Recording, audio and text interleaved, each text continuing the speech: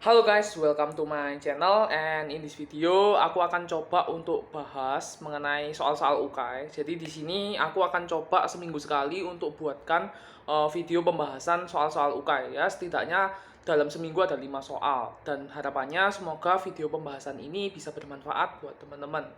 Oke, kita simak video berikut ini. Jadi untuk soal yang pertama, kita tahu bahwa seorang wanita berusia 40 tahun menderita trikomonas. Nah, sedang dirawat di rumah sakit.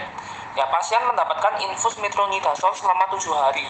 Nah, lalu di sini metronidazole diketahui mempunyai waktu paruh ya atau T setengahnya adalah 8 jam. Nah, pertanyaannya adalah berapa lamakah waktu yang diperlukan untuk mencapai kadar tunak ya. Jadi kadar tunak itu adalah steady state ya, kondisi steady state di mana waktu yang diperlukan supaya bisa mencapai kadar tunak berarti kita harus mencari TSS atau waktu steady state. Nah, waktu steady state itu rumusnya adalah TSS sama dengan 6,67 kali T setengah. Nah, dari sini kita sudah tahu data T setengahnya adalah 8, berarti kita tinggal masukkan rumus saja. Jadi 6,67 dikali 8. Otomatis kita tinggal masukkan angka tersebut ke dalam kalkulator. Dan hasilnya ketemu adalah 53,36. Berarti jawaban adalah C. Seperti itu. Ya baik, jadi soal selanjutnya yaitu adalah pasien laki-laki berusia 60 tahun dengan berat badan 60 kilo. Ya, jadi dia ini pasiennya mendapat terapi gentamisin intravena, di mana diketahui bahwa volume distribusi dari gentamisin itu adalah 0,25 liter per kilo bobot. Nah, dokter ingin bahwa kadar gentamisin dalam plasma itu adalah 40 mikrogram per mili. Nah, ini data-datanya sudah tahu semua ya. Nah, yang ditanyakan adalah dosis muatan atau loading dose-nya itu berapa. Ya, jadi langkah pertama tentunya kita bisa mencari VD terlebih dahulu. Jadi VD tinggal 0,25 liter per kilo dikali dengan kilo bobot dari pasien, yaitu 60 kilo. Dan nanti kita masukkan kalkulator, 0,25 dikali 60, hasilnya adalah 15 liter. Lalu step kedua, kita tinggal masukkan rumus loading dose. Jadi rumus loading dose adalah CSS dikali VD. Jadi C steady state kali VD atau konsentrasi yang diinginkan dikali dengan VD. Nah, cuma perlu dilihat antara konsentrasi dengan VD ini satuannya sama atau tidak. Nah, kalau konsentrasinya adalah milimeter, mililiter, nah berarti VD-nya dari liter harus kita ubah dulu menjadi mili. Kemudian kita kalikan. Nah, mili sama mili kita coret, tinggal dikalikan dengan menggunakan kalkulator. Dan hasilnya adalah 600.000 mikrogram. Sedangkan di pilihan jawaban itu diminta dalam bentuk satuan miligram. Sehingga kita perlu lakukan konversi. Ya, jadi konversinya berarti antara miligram ke mikrogram kan beda 1000 ya. Berarti kalau mikro naik ke atas berarti dibagi 1000. Otomatis 600.000 dibagi 1000. Hasilnya adalah 600 mg sehingga jawaban adalah C. Ya baik, jadi soal selanjutnya adalah diketahui seorang pria berusia 60 tahun.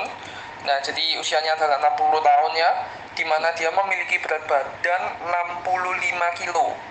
Nah, selain itu dia juga memiliki tinggi badan 155 cm. Nah, diketahui bahwa serum kreatinin dari pria tersebut adalah 4 mg per desiliter.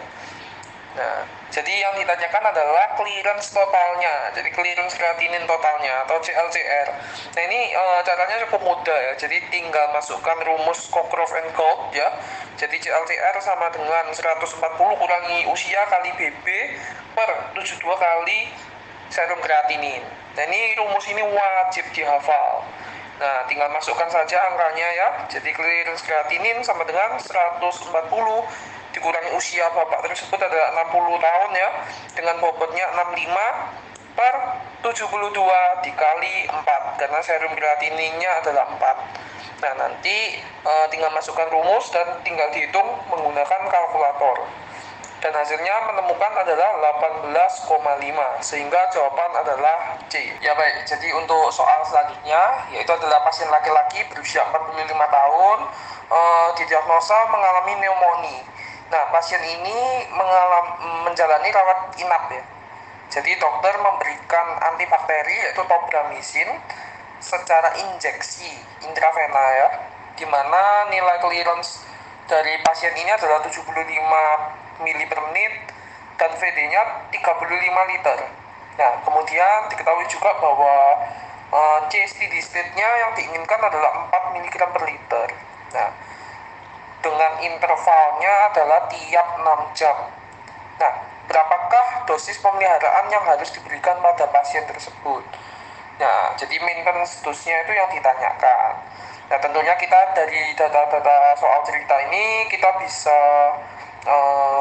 istilahnya catat semua ya, mulai dari clearance-nya berapa, VD-nya berapa, CSS, dan tau ya.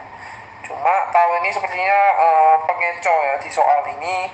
Kita langsung masukkan saja ke rumus maintenance dose. Jadi maintenance dose sama dengan CSS kali VD per F, di mana F ini adalah fraksi ya. Nah, jadi kebetulan karena obat injeksi berarti F itu sama dengan 1 ya. Jadi diabaikan, sehingga maintenance dose sama dengan C steady state kali VD. Sehingga kita tinggal masukkan angka saja dan diolah pada kalkulator. Jadi 4 mg dikali 35 liter, sehingga hasilnya 140 mg, sehingga jawaban adalah E. Ya baik, jadi soal selanjutnya yaitu adalah pasien Y berusia 40 tahun dengan berat badan 70 kilo ya. Dia mengalami kejang-kejang setelah cedera kepala yang dialaminya. Dokter akan memberikan fenobarbital injeksi. Ya, di soal ini diminta untuk kita menghitung berapa loading dose-nya. Nah, jadi dosis yang dibutuhkan untuk mencapai kadar plasma yaitu adalah 20 mg per liter. Diketahui volume distribusi fenobarbital adalah 0,6 liter per kilo, di mana fraksi ya dan kelarutan solubility-nya masing-masing 1. Nah, kita tinggal pertama kita harus mencari VD terlebih dahulu. Ya, jadi VD tinggal masukkan angka saja ya. 0,6 liter per kilo dikali dengan bobotnya berapa kilo, dimasukkan angka di kalkulator dan menemukan hasil 42 liter. Nah, selanjutnya kita masukkan rumus loading dose. Ya, ini rumus juga harus dihafal ya. Loading dose sama dengan C steady state kali VD per solubility kali fraksi. Karena kebetulan di soal masing-masing data solubility dan fraksi ini hanya 1, berarti diabaikan. Sehingga kita fokus di C steady state kali VD. Tinggal masukkan angka saja. C steady state-nya diminta adalah 20 mg per liter dan VD-nya sudah kita olah datanya yaitu 42 liter. Sehingga kita kalikan dan hasil akhirnya adalah 840 mg. Sehingga jawaban adalah A. Ya, jadi demikian adalah video pembahasan soal-soal UKAI. Semoga video ini bisa bermanfaat buat teman-teman dalam mempersiapkan ujian kompetensi apoteker. Jangan lupa untuk like, comment, and subscribe video ini. Terima kasih.